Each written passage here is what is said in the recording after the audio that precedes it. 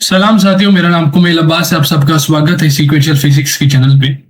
Last video में हमने change and rate of change के ऊपर बात की। बेसिकली हमारा जो टॉपिक था वो graphs in one D motion था। उसमें हमने इंट्रोडक्शन टू ग्राफ्स हमने पढ़ लिया और change and rate of change पढ़ लिया। अब हम आते हैं स्लोप ऑफ अ ग्राफ पे। क्या आते हैं स्लोप ऑफ अ ग्राफ पे? जब हम स्लोप, मैंने आपको लास्ट वीडियो में ही बताया था कि स्लोप का मतलब क्या है, रेट ऑफ चेंज। स्लोप का मतलब ही है क्या, rate of change. Rate of change of y with respect x। Sir यहाँ पे क्या लिख लिया, of y with respect x?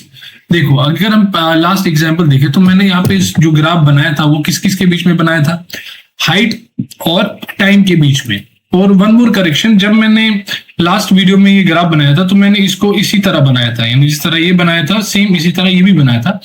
वैसे तो एक्सप्लेन मैंने सही ढंग से तरीके से किया था, बट ध्यान पता नहीं किधर गया, तो मैंने इस ग्राफ को भी इसी तरह बनाया था, जबकि इसका ग्राफ एक्चुअल में इस तरह होना चाहिए। जब मैंने आपको समरी लास्ट वीडियो में वो जो समरी मैंने जब आपको दी थी उसमें तो मैंने सही बनाया था इस तरह, बट यहाँ पे मैंने थोड़ा वो देख लेना, ठीक है।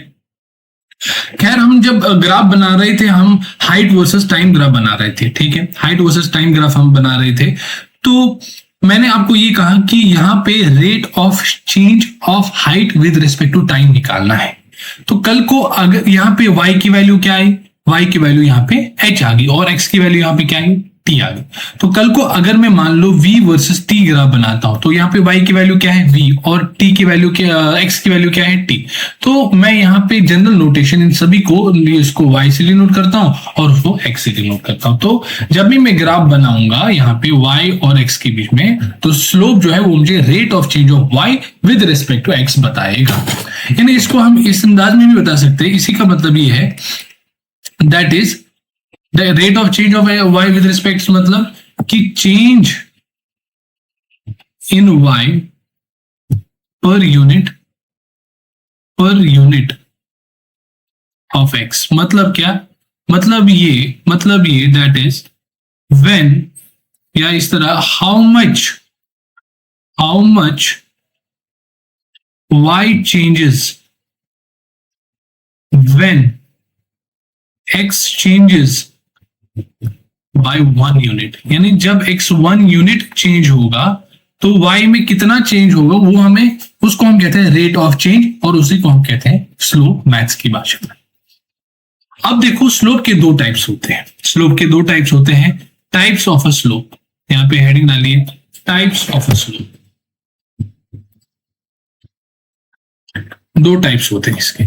एक होता है हमारे पास एवरेज स्लोप, और दूसरा होता है हमारे पास इंस्टेंटेनियस स्लोप।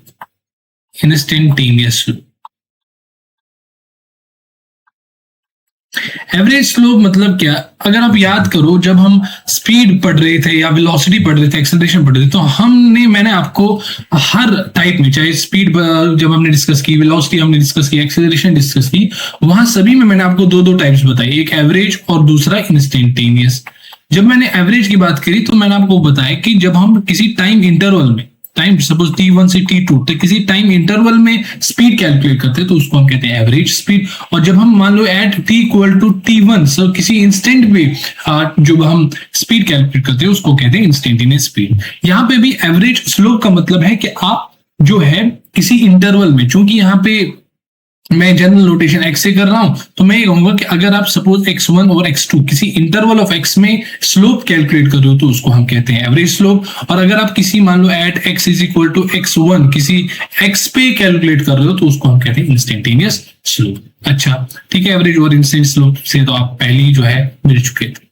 अब हम, चूंकि हमारे पास दो ग्राफ्स है, अगर आपको याद हो कि हमारे पास दो ग्राफ्स है, एक है स्ट्रेट लाइन ग्राफ और दूसरा एक कर्व ग्राफ। अब हम क्या करेंगे, अब हम कैलकुलेशन करेंगे किसका, स्लोप का, किसके लिए, और straight line and curve graph. ठीक है, यहां पे हम हेडिंग डालिए, calculation of slope of a straight line graph.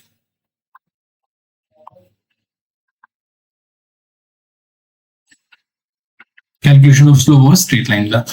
तो पहले भी हम कौन सा करेंगे कैलकुलेट, एवरेज।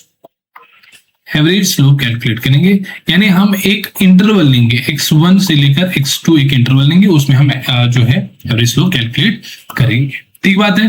हाँ सर। तो यहाँ पे हम ग्राफ बनाते हैं, चूंकि हम स्ट्रेट लाइन से डील कर रहे हैं तो हम स्ट्रेट लाइन ग्राफ बनाएंगे।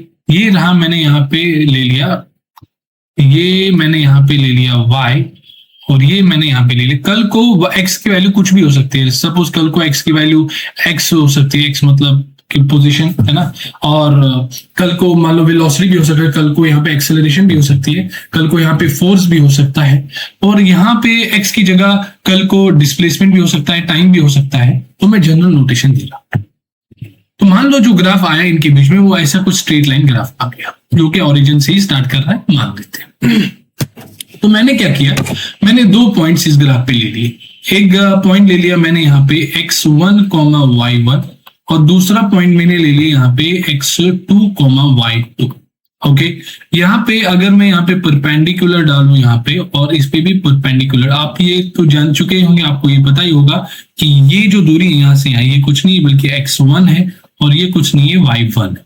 और यहाँ से भी जब मैं ये परपेंडिकुलर 2 लाइंस डाल रहा हूं तो यहाँ पे हमें ये क्या देगा, इसको थोड़ा बढ़ा देते हैं, 1 मिनट बड़ा हो जाएगा, अरे फिर ठीक है इस तरह रहने देते हैं, ठीक है इसको ऊपर कर लेते हैं, अरे यार इसको थोड़ा नीचे कर लेता हूं मैं, पॉइंट मान लो यहाँ पे, ठीक है। तो अगर मैं यहाँ पे 2 परपेंडिकुलर लाइंस ऐसे डाल देता हूं, आपको तो पता ही है ये y2 होगा, ये x2 होगा, ठीक है। कोऑर्डिनेट से अब मैंने आपको कोऑर्डिनेट दे दिए, आपने जो है यहाँ पे मेरे को क्या दे दिए, आपने यहाँ पे ये डाल दिया, x1 यहाँ पे होगा, x2 यहाँ पे होगा, y1 यहाँ पे, y2। मैं एवरेज स्लोप कैलकुलेट कर रहा हूँ, यानी मैं किसी इंटरवल में कैलकुलेट कर रहा हूँ, मैं x1 और x2 इस इंटरवल में स्लोप कैलकुलेट करना चाहता हूँ। तो मैंने क्या कहा, मैंने कहा कि जब x2 माइनस x1 में ये कितना, ये जो है आप निकाल सकते हैं कितना है, ऑब्वियस सी बात है कि ये x2 है और ये x1 है, तो ये कितना होगा, x2 माइनस x1। तो x2 माइनस x1 में इतना चेंज हो रहा है, ये कितना होगा, y2 minus y1, y2 minus y1। सो x2 माइनस x1 में y2 माइनस y1 चेंज हो रहा है। तो 1 यूनिट ऑफ x में, 1 यूनिट ऑफ x में कितना चेंज होगा, आपको इसको इधर ट्रांसफर कर दो, तो y2 minus y1 upon x2 minus x1।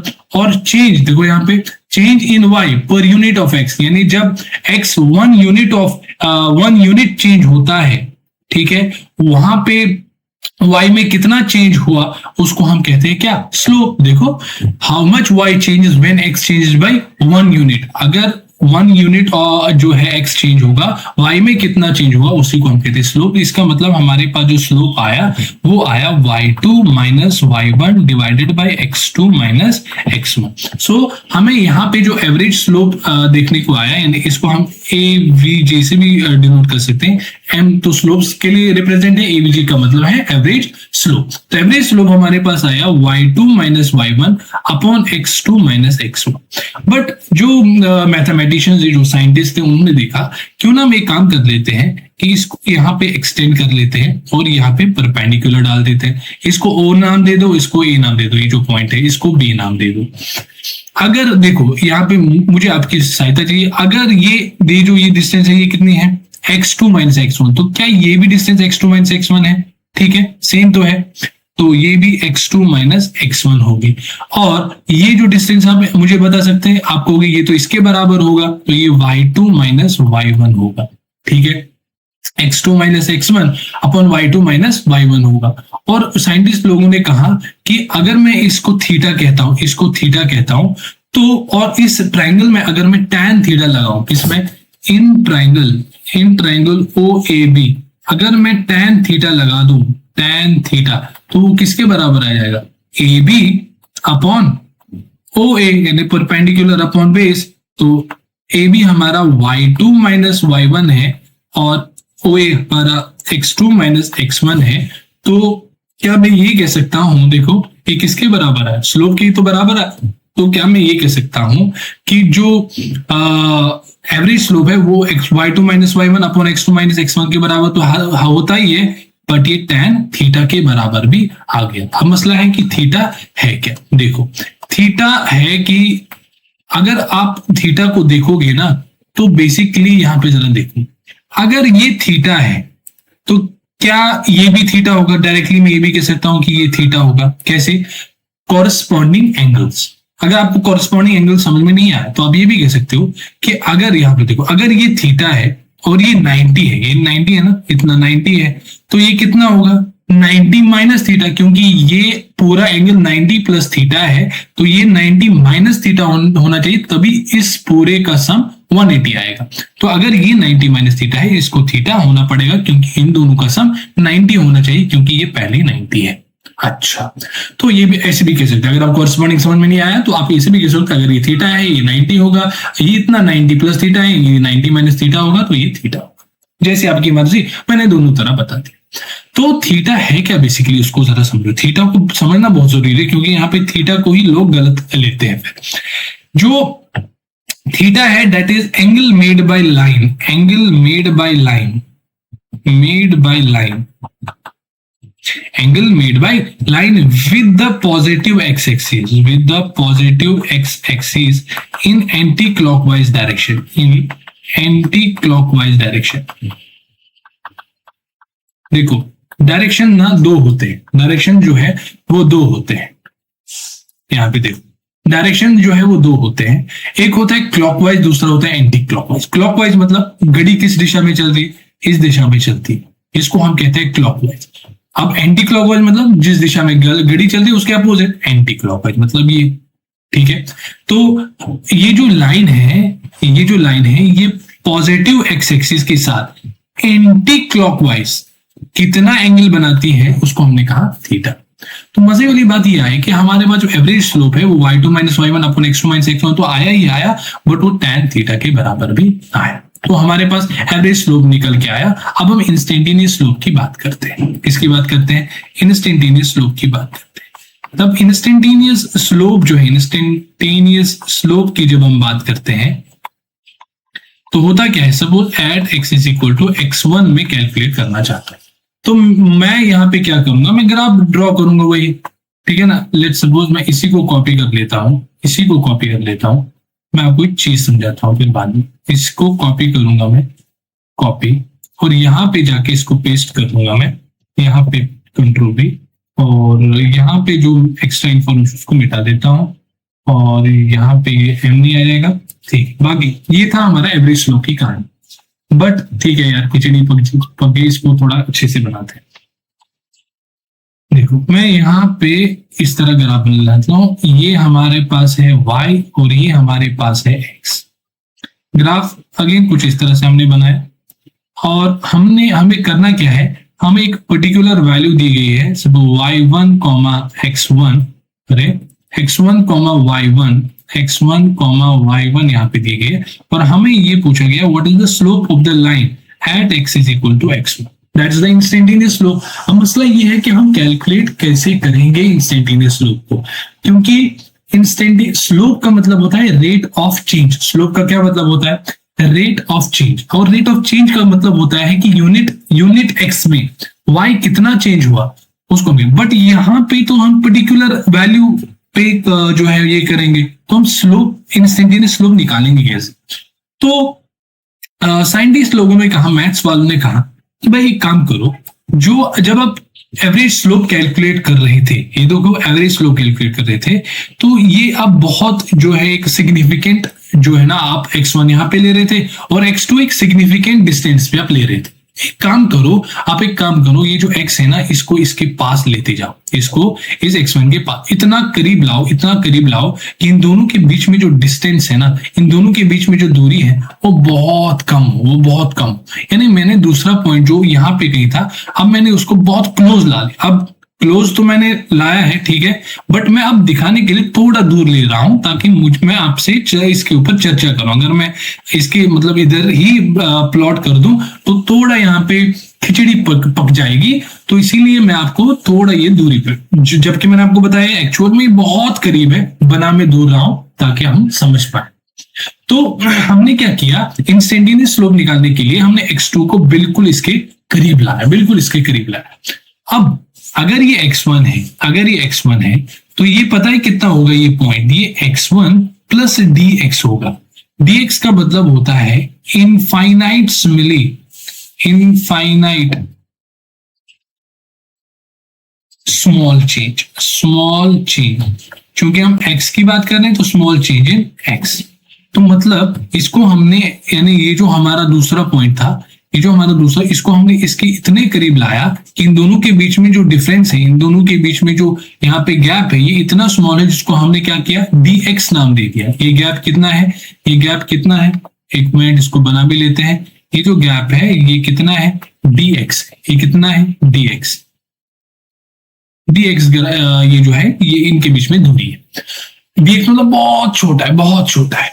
और अगर यहाँ पे ये y है, यानी जब x1 है तो वैल्यू y1 है, तो यहाँ पे कितनी वैल्यू होगी इस पॉइंट पे, आप कहोगे सर y1 प्लस छोटा सा चेंज dy, प्लस छोटा सा चेंज dy। क्यों, क्योंकि यहाँ पे जरा देखो, जब x बहुत छोटा है ना तो इनके y कोऑर्डिनेट्स में भी बहुत कम दूरी होगी, बहुत कम दूरी होगी। समझो, इसको मैं थोड़ा और बता देता हूँ। यहाँ पे ये कितना होगा, dy। देखो जब हमारा, देखो जब हमारा ये, इसको देखो, जब x2 जो है इसके पास आ गया ना, तो देखो सपोज x2 को मैंने यहाँ पे ला लिया, तो यहाँ पे जब मैंने इसको ये गया तो y2 भी नीचे तो आया, फिर x2 को और पास ले आया तो x2 यहाँ पे आ गया और y2 भी तो पास में आ रहा है। तो इसका मतलब ये है जब मैं x2 को इधर इसके पास ले रहा हूं तो y2 भी इसके पास आ रहा है, जिसकी वजह से इन दोनों के बीच में अगर dx बहुत छोटा चेंज मतलब डिफरेंस है तो इन दोनों के बीच में बहुत कम डिफरेंस है। तो इसको कहा, dy को कहा infinite simile, infinite simile small change in y, small change in y। ठीक है, अच्छी बात है।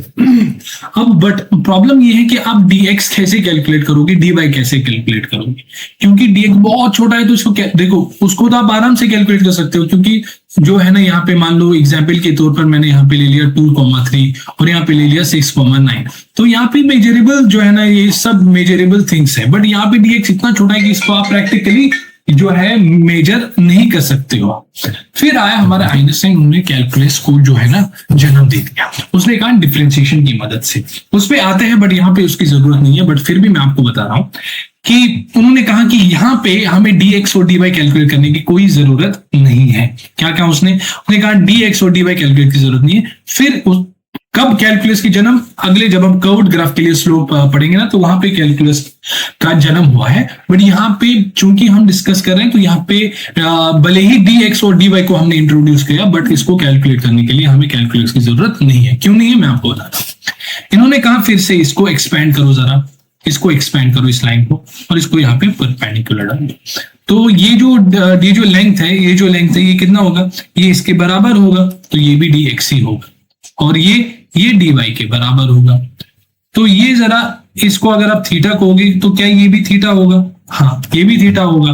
तो मजे वाली बात ये है कि यहाँ पे जो इंस्टेंटेनियस स्लोप जो कि dy अपॉन dx के बराबर आ गया। कैसे dy बाई dx के बराबर आया, हमने कहा जब हमारा dx है तो dy चेंज हुआ, dx में dy चेंज हुआ, तो एक यूनिट में कितना चेंज हुआ होगा sir, dy upon dx change होगा। तो एक यूनिट x में y में कितना चेंज हुआ, उसी को तो हम स्लोप कहते हैं। तो स्लोप जो है हमारा dy अपॉन dx आ गया। तो स्लोप जो है यहाँ पे dy अपॉन dx आया। मजे वाली बात ये है कि जब हम इस ट्रायंगल में फिर से जो है ना tan थीटा लगाएंगे तो वो किसके बराबर आएगा, परपेंडिकुलर यानी dy अपॉन बेस यानी dx, ये फिर से tan थीटा के बराबर आएगा। और मजे वाली बात आपको पता है क्या है, मजे वाली बात ये है कि यहाँ पे ये जो थीटा था, देखो यहाँ पे ये जो थीटा था, ये जो थीटा था और यहाँ पे ये जो थीटा था बिल्कुल सेम है। क्यों सेम है, भले ही हमने x2 को इसके पास ले आया, इसको इसके पास लेते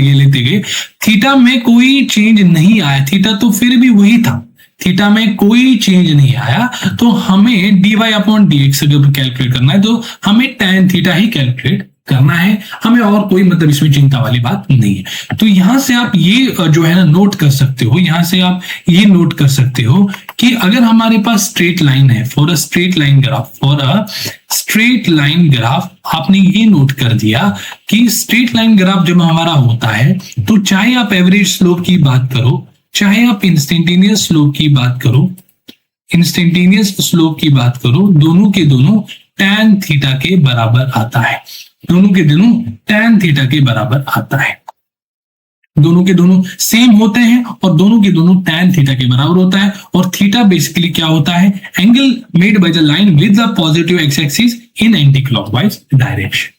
तो अब मतलब जो आपको याद रखना है क्या, जब मैं ये कहूंगी calculate the slope of the graph, क्या कहूंगा मैं, calculate the slope of the graph, sorry calculate the slope of a straight line graph, क्या कहा मैंने, calculate the slope of a straight line graph. तो आपके दिमाग में ये नहीं आना चाहिए कि सर एवरेज पूछ रहे हैं कि इंस्टेंटेनियस पूछ रहे हैं, क्योंकि स्ट्रेट लाइन में एवरेज स्लोप और इंस्टेंटेनियस स्लोप दोनों के दोनों क्या होते हैं, बराबर होते हैं, दोनों के दोनों बराबर होते हैं। तो जब मैं आपको कहूंगी calculate slope of straight line graph, तो आपके दिमाग में ये बिल्कुल नहीं आना चाहिए कि मैं एवरेज कैलकुलेट करूंगी, इंस्टेंटेनियस कैलकुलेट करूं, जो भी आप कैलकुलेट करोगे दोनों के दोनों केस में सेम आंसर आएगा। बट मसला है कि जब हम कैलकुलेशन ऑफ स्लोप करते हैं, क्या दूसरा जो हमारा पार्ट है, जब हम कैलकुलेशन ऑफ स्लोप करते हैं, calculation of slope of a curved graph, of a curved graph, of a curved graph, जब हम calculation of slope line of a curved graph करते हैं, तो सपोज मान लो इसमें भी पहले हम कौन सा कर लेंगे, एवरेज स्लोप कैलकुलेट करेंगे, एवरेज स्लोप। और एवरेज स्लोप का मतलब क्या, हम कोई इंटरवल ले रहे हैं x1 से x2 के बीच में हम ये कर रहे हैं। तो मैंने यहाँ पे ग्राफ बना दिया, मैंने यहाँ पे ग्राफ बना दिया, देखो जब मैंने यहाँ पे ग्राफ बना दिया तो इसको मैंने कहा ये y है, इसको मैंने कहा ये x है, और ग्राफ कुछ मान लो कर्व्ड है ना, तो कुछ ग्राफ कुछ इस तरह कर्व से आ।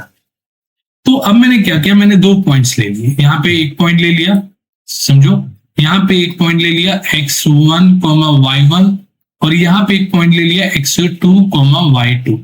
और अब जब इसको ड्रॉ करोगे तो क्या ये हमारा पॉइंट क्या जाएगा x1, ये हमारा पॉइंट क्या जाएगा y1, और ये हमारा पॉइंट आ जाएगा x2, ये हमारा पॉइंट आ जाएगा y2।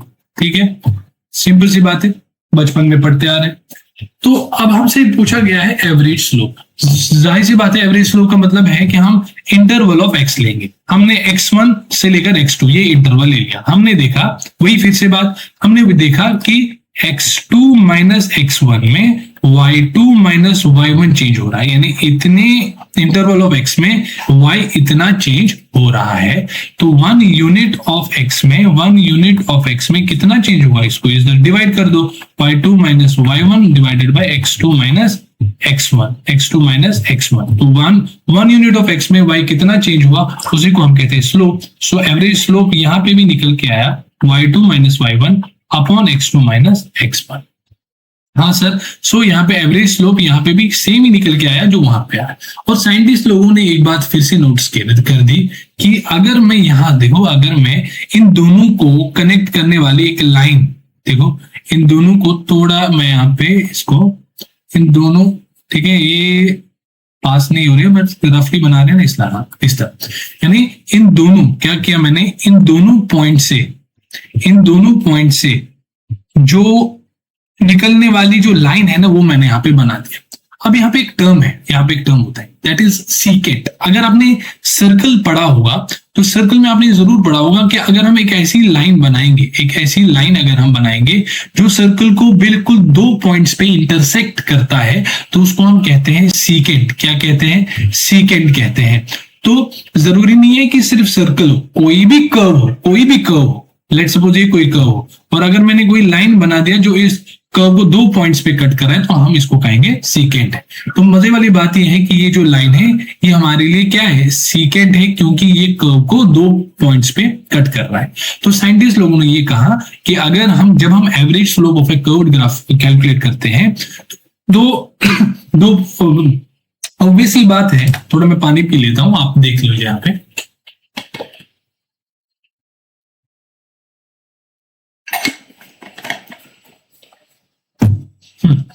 तो साइंटिस्ट लोगों ने क्या कहा, साइंटिस्ट लोगों ने ये कहा कि जब हम ऑब्वियसली की जब हम एवरेज स्लोप की बात करेंगे तो 2 पॉइंट्स लेंगे, ठीक है, और 2 पॉइंट्स में एक अच्छा खासा दूरी होगा।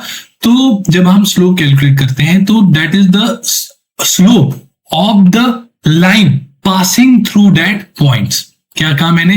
That is the slope of the line passing through that points. क्यों? कि मान लो ये जो है ये एंगल थीटा बना लेता है, ठीक है, तो इसको अगर आप एक्सटेंड कर ले तो यहाँ पे ये परपेंडिकुलर होगा, तो ये कितना होगा? ये x2 माइनस x1 होगा, ये y2 माइनस y1 होगा। तो ऑब्वियसली बात है ये थीटा होगा, ये भी थीटा होगा। फिर से हमारा tan थीटा जो है y2 माइनस y1 के बराबर होगा। tan theta y2 minus y1 upon x2 minus x1 आ जाएगा, और that is the slope of that this line. जो स्लोप ऑफ द सेकेंड आ गया वही हमारा जो है ना average slope of the curved graph है। तो साइंटिस्ट लोगों ने ये भी एक नजरिया हमको दे दिया कि जब आप average slope of a curved graph calculate करते हो that is the average of the line passing through that points, या आप ये भी कह सकते हो that is the slope of that second passing through that points, ठीक है, ये भी आप कह सकते हो। अच्छा, तो फिर आया हमारा यहाँ पे दूसरा दैट इज इंस्टेंटेनियस स्लोप, जहां पे हमारा कैलकुलस का जन्म हो। इंस्टेंटेनियस स्लोप, इंस्टेंटेनियस स्लोप, ठीक है। तो यहां पे फिर से मैं ग्राफ बना लेता हूं, फिर से मैं यहां पे ग्राफ बना लेता हूं। तो यहां पे जरा देखो, समझना बात को। ग्राफ मैंने यहां पे बना लिया, ये y है, ये x, ये y है और ये x। मैंने वही फिर से वही ग्राफ बना लिया, वही ग्राफ मैंने बना लिया यहाँ पे इस तरह।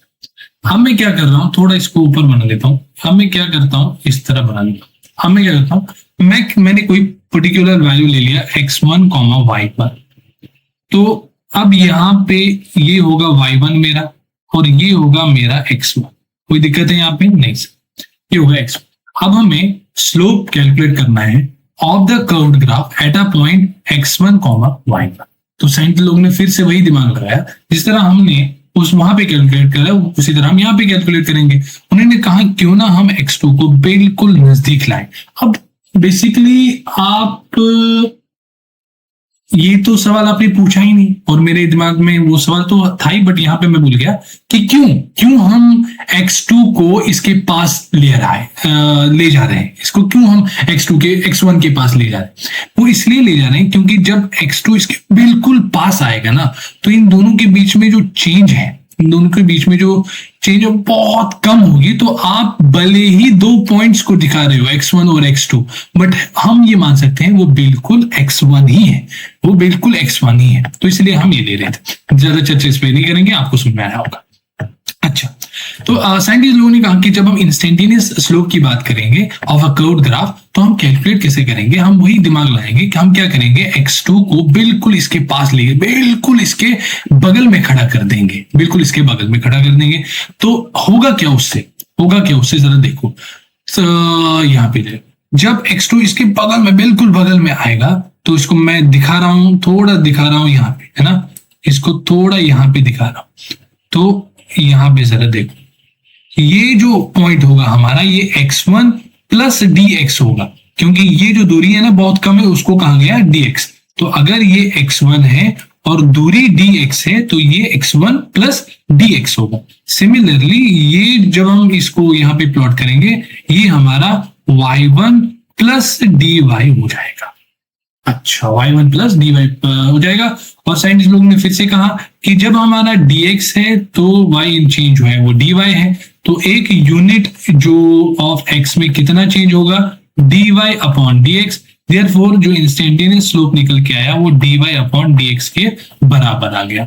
मजे वाली बात ये है, अब मजे वाली बात ये है कि आप dx अपॉन dy कैसे कैलकुलेट करोगे, क्योंकि वहां पे तो आप बच गए ना। जब हम स्ट्रेट लाइन की बात कर रहे थे वहां पे तो आप बच गए। यहाँ पे जो थीटा आ रहा था वो बिल्कुल यहाँ पे जो थीटा आ रहा था उसके जो है बराबर आ रहा था। बट यहाँ पे जब हमने देखो, जब हमने x2 को बिल्कुल इसके पास, जब हम यहाँ पे थोड़ा इमेजिन करना कि जब हम x2 को बिल्कुल इसके पास ले जा रहे हैं तो होगा कि धीरे धीरे आगे ले जाते हैं। x2 यहाँ पे था तो हमने x2 को यहाँ पे खड़ा कर दिया, तो होगा क्या, जो हमारा पॉइंट है इसके परपेंडिकुलर, देखो ये पॉइंट जो है अभी इधर आ गया। अब लाइन के साथ होगा क्या, लाइन के साथ जरा देखो, लाइन अब बैंड होने लगेगी भाई। लाइन जो है अब इस तरह आने लगी, इसको थोड़ा इस तरह देख लेते हैं, थोड़ा इसको इस तरह आने लगेगी, लाइन जो है अब इस तरह आएगी।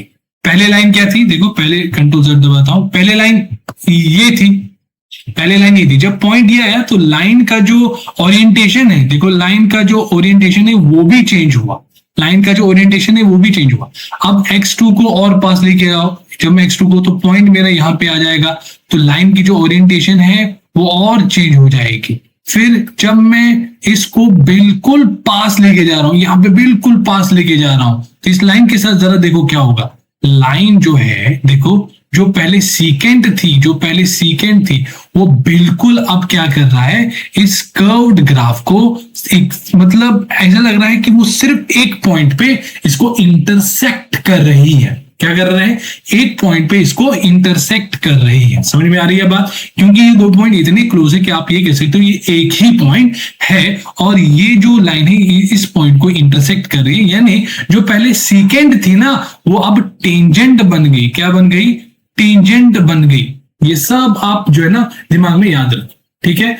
तो चूंकि जब हम स्ट्रेट लाइन की जब हम बात कर रहे थे, वहां पे हम जब dy अपॉन dx कैलकुलेट करें तो हमें इस थीटा पे कोई दिक्कत नहीं आया। हमने कहा कि भाई जो आपने एवरेज स्लोप कैलकुलेट किया वही जो है हमारा इंस्टेंटेनियस स्लोप के बराबर होते हैं, क्योंकि जो थीटा है वो चेंज नहीं हो रहा है। बट यहाँ पे थीटा चेंज हो रहा है, तो हमने कहा कि आप dy अपॉन dx कैसे कैलकुलेट करोगे, क्योंकि फिजिकली ऐसा पॉसिबल, मतलब मेजर करना पॉसिबल है ही नहीं, क्योंकि dx इतना छोटा है कि आप इसको मेजर कर नहीं सकते। तो मैं आपको एक एग्जाम्पल के थ्रू समझाता हूं कि कैसे हम dy अपॉन dx को कैलकुलेट करते हैं जब हम instantaneous slope of a curved graph जो है कैलकुलेट करना चाहते हैं। ओके, यहाँ पे अलजेब्रा खत्म होती है और कैलकुलस का यहाँ पे जो है आ जाता है, इंट्रोडक्शन हो जाता है। पहले मैं थोड़ा पानी पी लेता हूं, ठीक है। अलजेब्रा यहाँ पे खत्म हो जाता है और कैलकुलस आ जाता है। देखो एग्जाम्पल से समझाता हूं मैं आपको, एग्जाम्पल से बिल्कुल अच्छी तरह से समझाता हूं। मैं यहाँ पे ग्राफ बनाता हूं, मैं आपके ग्राफ बनाता हूं यहाँ पे, ठीक है। मैं यहाँ पे ग्राफ बनाता हूं, ये मेरा y है, ये मेरा x। ग्राफ इस तरह है, ठीक है। मैंने कहा इस ग्राफ का जो इक्वेशन है that is y equal to x square. क्या कहा मैंने, the equation of the graph is y equal to x square. अब क्या किया मैंने, यहाँ पे एक पॉइंट ले लिया, उस पॉइंट को मैंने कहा x1, y1। उस पॉइंट को मैंने, अरे एक मिनट सर, उस पॉइंट को मैंने कहा x1, y1। तो मुझे क्या करना है, मुझे dy अपॉन dx कैलकुलेट करना है। यानी मेरा जो दूसरा पॉइंट है वो इसके बिल्कुल बगल में है। अगर ये x1 है, ये x1 प्लस dx होगा, और अगर ये y1 है, अगर ये y1 है तो ये बिल्कुल यहाँ पे इसके पास में होगा, यानी y1 प्लस dy हो जाएगा। अब मसला है कि मुझे dy अपॉन dx कैलकुलेट करना है। कैसे कैलकुलेट करोगे, आपने कहा y square equal to x square, हमारे सॉरी y स्क्वायर नहीं, y equal to x square हमारे पास इक्वेशन है, y equal to x square हमारे पास इक्वेशन है। तो जब आप x में देखो, x को जब आप dx चेंज कर रहे हो, dx चेंज करो, तो y में भी dy चेंज होगा।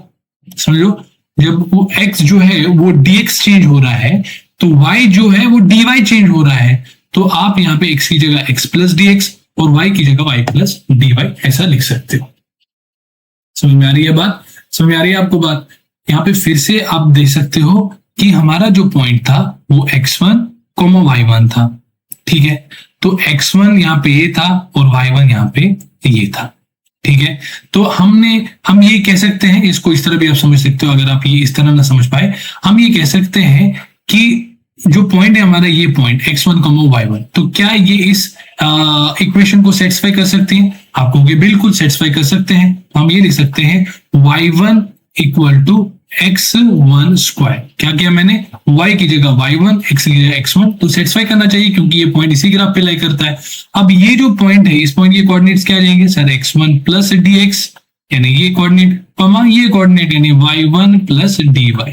अच्छा, तो दूसरी इक्वेशन जो मेरे को मिली that is y1 plus dy equal to x1 plus dx। इस तरह भी आप समझ सकते हो। तो मैथमेटिक्स ने कहा एक काम करो, इसको इक्वेशन 1 दे दो नाम, इसको इक्वेशन 2। पता नहीं यार गले को क्या हुआ है। इसको इक्वेशन 1 नाम दे दो, इसको इक्वेशन 2 नाम दे दो। तो आप क्या करो, इक्वेशन 2 को माइनस कर दो इक्वेशन 1, यानी y1 प्लस dy को माइनस y1 कर दो, equal to x1 plus dx square को x1 स्क्वायर माइनस कर दो, इसमें ये माइनस कर दो, इसमें ये माइनस कर दो, यही मैंने कर दिया। अब क्या है, जरा देखो, इसको जरा खोल, y1 और y प्लस y1 है, माइनस y1 ही गया, तो यहाँ पे बचा हमारा dy।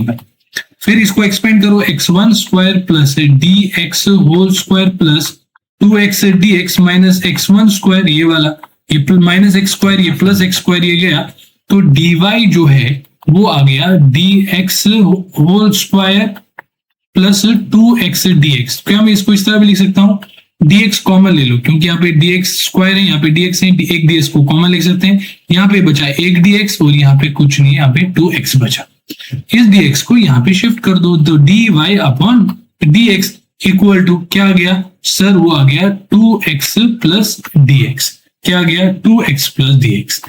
तो हमारा जो dy अपॉन dx है वो निकल के आया कितना, 2x प्लस dx। अब जरा देखो, dx इतना छोटा है, इतना छोटा है कि अगर आप इसको इसमें ऐड भी कर रहे हो ना, तो इसमें कोई उतना फर्क नहीं पड़ रहा है, बिल्कुल नेग्लिजिबल फर्क पड़ता है। तो इसको अगर इस तरह भी लिख लेते कि इसको आप अगर भूल भी जाते और आप अगर ये भी कहते हैं कि जो है dy अपॉन dx 2x के बराबर है, तो कोई फर्क नहीं पड़ेगा, क्योंकि dx बहुत बहुत छोटा है।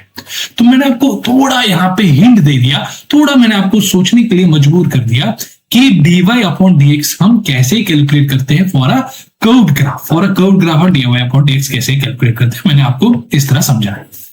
अब जरा यहाँ पे देखो कि ये तो एक फंक्शन है रे, ये तो एक फंक्शन है। मान लो कल को जो फंक्शन है वो कुछ और आया, ठीक है, y equal to tan theta आ गया, y equal to sin theta आ गया। तो जो हमारे उस केस में हम dy अपॉन dx कैसे कैलकुलेट करेंगे, तो हमारे जो सर आइजैक न्यूटन थे ना, वो बिल्कुल मेहनत उन्होंने की, बिल्कुल खूब जदोजहद की, और उन्होंने तमाम फंक्शन का dy अपॉन dx हमें बता दिया, और जिसको हम आज नाम जानते हैं क्या, डिफरेंशिएशन के नाम से। किसके नाम से जानते हैं, डिफरेंशिएशन के नाम से। सो डिफरेंशिएशन हमें देता क्या है, वो हमें किसी भी फंक्शन का हमें dy अपॉन dx दे देता है। यानी जब हम यानी डिफरेंशिएशन से हम क्या निकाल सकते हैं, डिफरेंशिएशन से हम ये निकाल सकते हैं कि अगर कोई कर्व्ड ग्राफ है, उसमें हम इंस्टेंटेनियस स्लोप जो है वो कैलकुलेट करना चाहते हैं, तो वो हम तभी कैलकुलेट कर सकते हैं जब हम डिफरेंशिएशन का यूज कर सकते हैं। अदरवाइज हम फिजिकली ऐसे नहीं कि मेजर करने लगेंगे, नहीं, मेजर भी नहीं कर सकते, क्योंकि बहुत बड़ा छोटा नंबर है। हाँ ठीक है। अब एक और बात है, साइंटिस्ट लोगों ने कहा कि एक काम करो, अगर आप यहाँ पे ये कलर ले लेता हूं, अगर आप यहाँ पे एक लाइन बना लेते हो जो इनको से पास हो, तो चूंकि ये बहुत बिल्कुल पास है ना, ये दो पॉइंट्स, ये बिल्कुल पास है, तो आप ऐसे समझ सकते हैं ये एक ही पॉइंट है और ये लाइन इस पॉइंट पे टच कर रही है।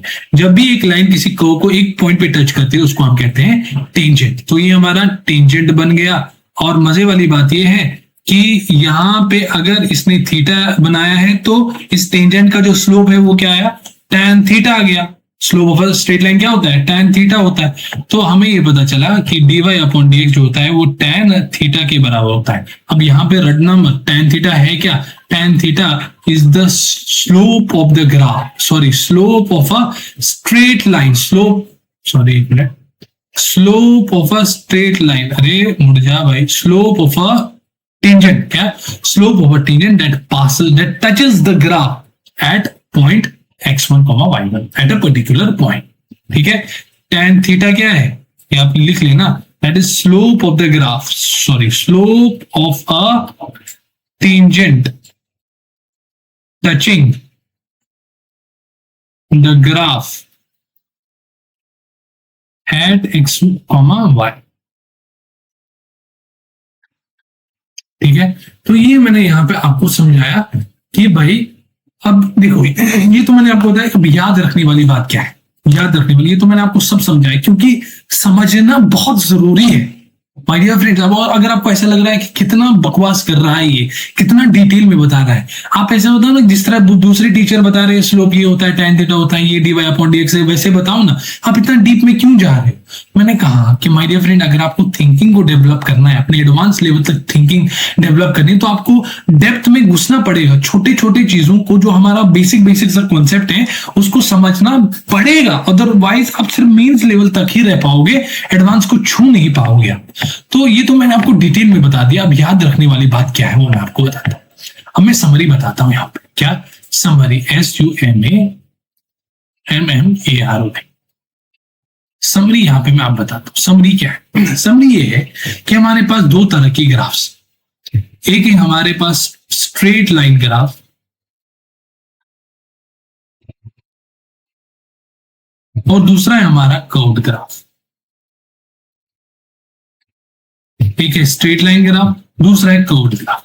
जब मैं आपसे कहूं what is the slope of a straight line graph, तो मुझे यहां पे ये कहने की कोई जरूरत नहीं कि मैं एवरेज स्लोप कैलकुलेट कर रहा हूं या इंस्टेंटेनियस स्लोप कैलकुलेट करने को बोल रहा हूं, क्योंकि दोनों केस में सेम ही आएगा। तो यहां पे जो स्लोप होता है वो y2 minus y1 upon x2 minus x1 के बराबर होता है, और दोनों के दोनों tan थीटा के बराबर होता है। ठीक है, दोनों के दोनों tan थीटा के बराबर, अरे दोनों के दोनों tan थीटा के बराबर। तो यहाँ पे जो स्लोप होता है, अरे क्या हो रहा है, यहाँ पे जो स्लोप होता है वो बराबर होता है कि, मतलब ये क्या है कि एक ग्राफ दे दूं मैं, एक स्ट्रेट लाइन, दो पॉइंट दे दूं मैं, एक x1, y1, दूसरा x2, y2, मैं आपसे पूछूं स्लोप, तो आप कहोगे या तो y2 minus y1 upon x2 minus x1 कर दो, या अगर मैं आपको डायरेक्टली थीटा दे दूं तो आप कहोगे tan थीटा के बराबर है। दो फॉर्मूला है आपके पास। बट यहाँ पे जब हम कर्व्ड ग्राफ की बात करते हैं, तो मुझे आपसे कहना पड़ेगा कि भाई आप एवरेज स्लोप कैलकुलेट करना है कि इंस्टेंटेनियस स्लोप कैलकुलेट करना है। अगर मैं आपसे पूछूं, अगर मैं आपसे कहूं कि एवरेज स्लोप कैलकुलेट करो, आपको करना है कि एवरेज स्लोप कुछ नहीं है, वो y2 minus y1 upon x2 minus x1 है। दैट इज ऑल्सो क्या, slope of the second passing through the points. Okay, that's also, यहाँ पे भी आप लिख सकते हो। थोड़ा इसको नीचे कर लेते हैं, मेरी गले को पता नहीं क्या हो रहा है अभी। That is the slope of second passing